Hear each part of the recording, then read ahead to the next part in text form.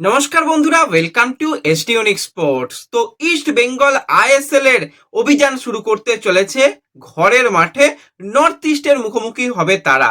তো এই যে ম্যাচ, ইস্ট বেঙ্গলের প্রথম ম্যাচটা ইস্ট বেঙ্গলের জন্য কতটা চ্যালেঞ্জ অপেক্ষা করছে, নর্থ ইস্ট কিরকম দল, দুটো দলের শক্তি দুর্বলতা কোথায়, কিরকম প্ল্যানিং রয়েছে, বেস্ট প্লেইং 11 কি রয়েছে দুটো দলের, সমস্তটা নিয়েই আমরা আলোচনা করে নেব এই ভিডিওতে।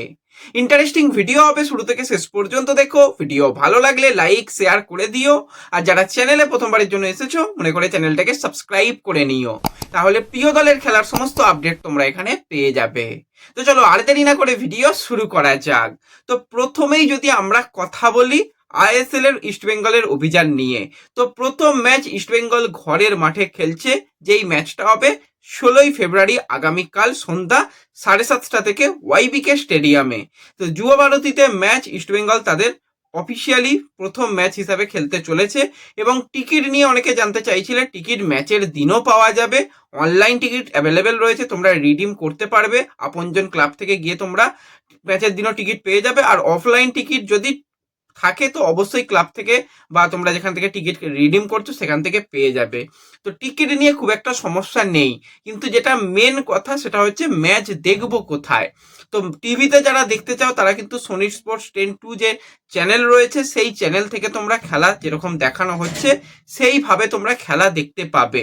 আর যারা মোবাইলে বা ল্যাপটপে বা স্মার্ট টিভিতে দেখবে তারা কিভাবে দেখবে, তাদের জন্য করতে হবে ফ্যান কোডের যে সাবস্ক্রিপশন রয়েছে, 300 টাকা সাবস্ক্রিপশন নিয়ে তোমাদের খেলা দেখতে হবে। এছাড়া যারা বাইরে থেকে দেখছো বা যারা এই সমস্ত ব্যাপার পারছো না, তাদের জন্য বলে রাখছি চ্যানেলটাকে সাবস্ক্রাইব করে রেখো। ডেসক্রিপশন বক্সের লিঙ্ক থেকে হোয়াটসঅ্যাপ চ্যানেল, টেলিগ্রাম চ্যানেলে জয়েন হয়ে যেও, সেখানে কিন্তু আমরা যদি কিছু ব্যবস্থা করতে পারি শেয়ার করে দেব।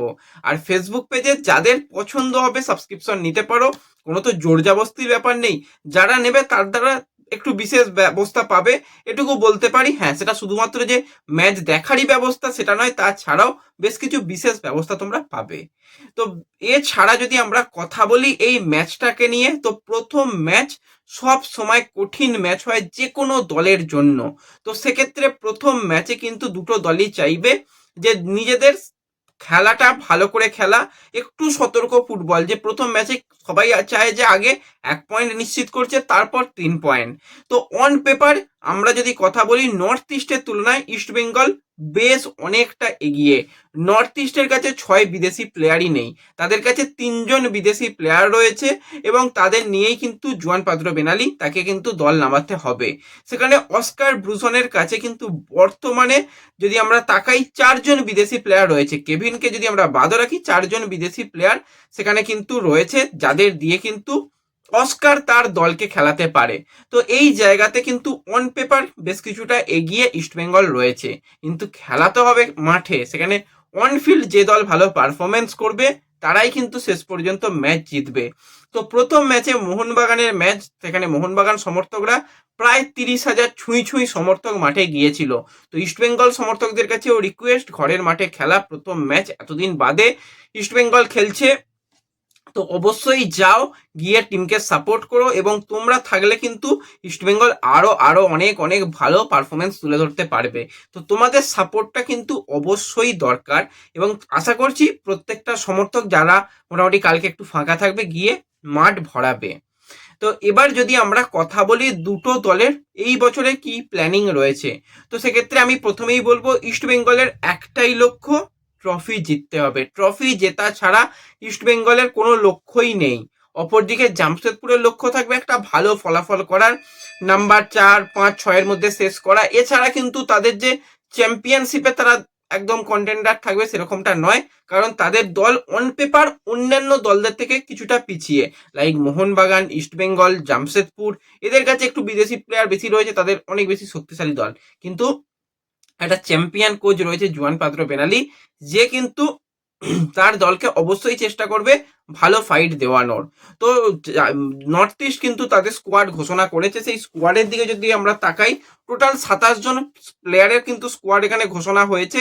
সেখানে গোলকিপার পজিশনের জন্য রয়েছে গুরমিত রয়েছে, দীপেশ চৌহান রয়েছে, আমন রয়েছে। এছাড়া ডিফেন্ডার প্লেয়ার হিসাবে কিন্তু সেখানে রিডিম ল্যাং, জিবাকো, দিনেশ সিং, তন্ডম্বা, রবিন, সামতে, এই সমস্ত প্লেয়াররা রয়েছে। মিডফিল্ডার প্লেয়ার হিসেবে অ্যান্ড্রি রয়েছে, ম্যাকার্টন, মায়াকান তারা রয়েছে, এবং স্ট্রাইকার লাইনে কিন্তু জিতিন এমএস রয়েছে, পার্থিব গগু রয়েছে, থই সিং রয়েছে, দারিও স্যাম্পেরিও রয়েছে। তাদের নিয়ে কিন্তু একটা দল রয়েছে। তো যদি আমরা কথা বলি নর্থ ইস্টের বেস্ট প্লেইং 11 ম্যাচের জন্য কি হতে চলেছে গোলকিপার পজিশনের জন্য, নো ডাউট সেখানে কিন্তু অবশ্যই গুরমিতকে শুরু করানো হবে।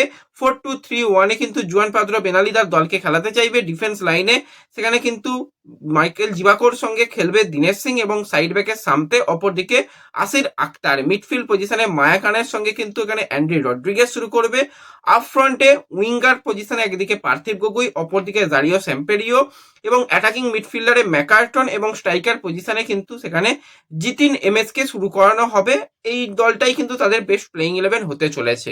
এবার যদি আমরা ইস্ট বেঙ্গলের কথা বলি, ইস্ট বেঙ্গলের দলে মেন যেটা শক্তির জায়গা সেটা হচ্ছে তাদের মিডফিল্ড। সেখানে 3 জন বিদেশি প্লেয়ার রয়েছে, তারা কিন্তু মিডফিল্ড যদি ভালো ডমিনেট করতে পারে, যদি চান্স ক্রিয়েট করতে পারে, ইস্ট বেঙ্গল কিন্তু গোল করে ম্যাচ জেতার ক্ষমতা রয়েছে। এবং আমরা অন্যান্য টুর্নামেন্টে দেখেছি কেভিন সিবেলে আনোয়ার আলী জুটি অসাধারণ ডিফেন্স করেছে, ডিফেন্সও প্রধান শক্তি ছিল। তো কেভিন থাকছে না যেহেতু এই ম্যাচগুলোতে, তো সেক্ষেত্রে আমার মনে হয় একটু ইস্ট বেঙ্গলের ডিফেন্সে চাপ বাড়তে পারে যদি ডিফেন্সিভ মিডিও যারা খেলবে লাইক সল বা যদি ওখানে খেলে রাশিদ, তারা যদি এসে সাহায্য করতে পারে, সেটাও খুব একটা চাপের ব্যাপার হবে না। তো ইস্ট বেঙ্গলের ডিফেন্সও কিন্তু অন্যান্য বছরের তুলনায় একটু হলেও বেশ ভালো, কিন্তু ইস্ট বেঙ্গলের যেটা চাপের ব্যাপার সেটা হচ্ছে তুই সাইড ব্যাক একটু যেন মনে হচ্ছে অন্যান্য দলেদের থেকে একটু কমজোরি। হ্যাঁ, নর্থ ইস্ট ম্যাচে খুব অসুবিধা হওয়ার কথা নয়। হ্যাঁ, একটা তাদের কাছে অ্যান্ড্রি রড্রিগেজ রয়েছে, যে কিন্তু উইঙ্গার কাম স্ট্রাইকার, তাকে আটকাতে হবে। সেকেন্ড স্ট্রাইকার পজিশনে সে বারবার আসবে, তাকে আটকানোটা একটু চাপ হবে। তো আমরা যদি ইস্ট বেঙ্গলের প্ল্যানিং নিয়ে কথা বলি, অল ইন্ডিয়ান ডিফেন্সে খেলাবে। মিডফিল্ডে কিন্তু সেক্ষেত্রে পুরোপুরি বিদেশি নির্ভর মিডফিল্ডকে আমরা দেখতে পাবো। উইঙ্গার পজিশনে কিন্তু অনেক অপশান রয়েছে, সেখানে জেডি রয়েছে, বিপিন রয়েছে, সেখানে নন্দকুমার রয়েছে, বিষ্ণু রয়েছে, সায়ন রয়েছে, যে কোনো প্লেয়ারকে খেলানো হবে। এবং স্ট্রাইকার পজিশনে প্রথম ম্যাচ খেলবে ইউসুফ এজ্জেজারি, তাকেই প্রথম থেকে রাখার চিন্তা ভাবনা রয়েছে। তো সেটাও কিন্তু একটা ব্যাপার যে সে কিরকম ডেলিভারি করে। তাকে আমরা সিঙ্গাপুর লিগে গোল করতে দেখেছি, কিন্তু ইস্ট বেঙ্গলের জার্সি গায়ে কোনো গোল অ্যাসিস্ট কিছুই করেনি।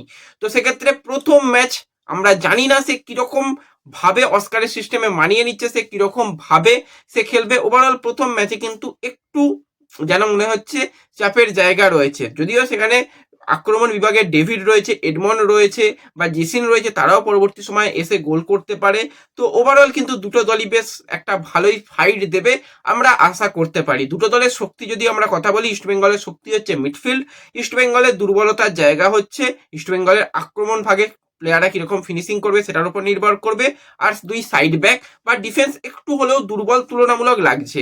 নর্থ ইস্টের দুর্বলতম স্থান বলতে নর্থ ইস্টের অ্যাটাক, সেখানে কিন্তু এখন আলাদিন আজারাইয়ের মতন প্লেয়ার নেই যে এসে প্রত্যেক ম্যাচে গোল করে জেতাবে।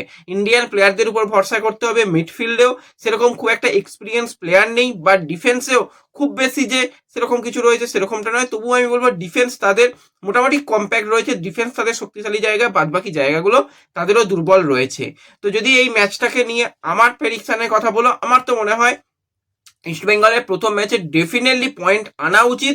3 পয়েন্ট এলে তো খুবই ভালো কথা, না হলে যদি একটা পয়েন্টও আনতে পারে ইস্ট বেঙ্গল প্রথম ম্যাচেই, তাহলে কিন্তু ভালো হবে। তো এই ম্যাচটা কারা কারা মাঠে দেখতে যাচ্ছ আমাকে কমেন্টে জানিও। ভিডিও ভালো লাগলে লাইক শেয়ার করে দিও, চ্যানেলে প্রথমবারের জন্য এলে সাবস্ক্রাইব করে নিও। দেখা হবে পরবর্তী ভিডিওতে, ধন্যবাদ।